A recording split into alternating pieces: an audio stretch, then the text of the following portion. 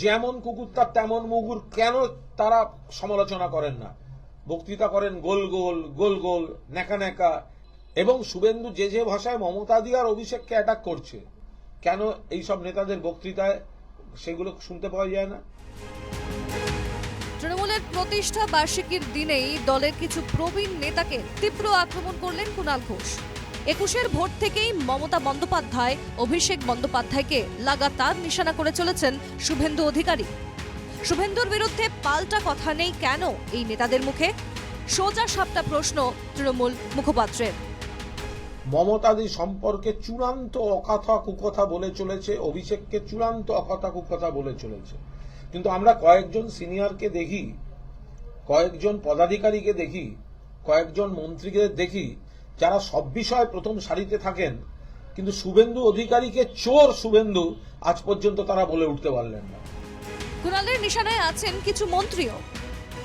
কয়েকজন মন্ত্রী একাধিক পদ নিয়ে বসে আছেন, বিভিন্ন অনুষ্ঠানে তাদের দেখা যায়, মুখ্যমন্ত্রীর সঙ্গে দেখা যায়, আর শুভেন্দুকে গাল দেওয়ার বেলায় শুধু আমরা ২-৪ জন, তারা কেন দেবেন না? দল থেকে সব পেয়েছেন। তৃণমূলের অন্দরের এই দ্বন্দ্বকে কটাক্ষ করেছেন সুজন চক্রবর্তী, শ্রমিক ভট্টাচার্যরা। পুরনো তৃণমূল লুটের পর লুট করে গেছে, এবার ওদের খাওয়া হয়ে গেল, এবার নতুন তৃণমূল আরো নতুন নতুন কায়দায় লুটের ব্যবস্থা করতে চায়।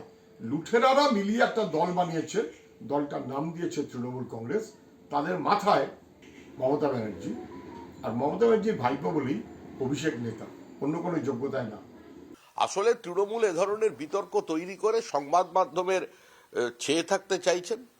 তাদের প্রাতিষ্ঠানিক দুর্নীতি, লুট এবং তাদের বিরুদ্ধে তদন্ত এবং বিভিন্ন নথি সামনে আসা থেকে তাদের দৃষ্টিকে যাতে দূরে সরিয়ে রাখা যায় সেই চেষ্টা করছেন। কেউ ভাঙন রোধ করবার চেষ্টা করবেন, কি আরেকজনকে মুখ্যমন্ত্রী বানানোর গতিটাকে আরেকটু ত্বরান্বিত করবেন, এটা সম্পূর্ণই ওদের। দলের একাংশের বিরুদ্ধে এর আগেও সরব হয়েছিলেন কুণাল ঘোষ।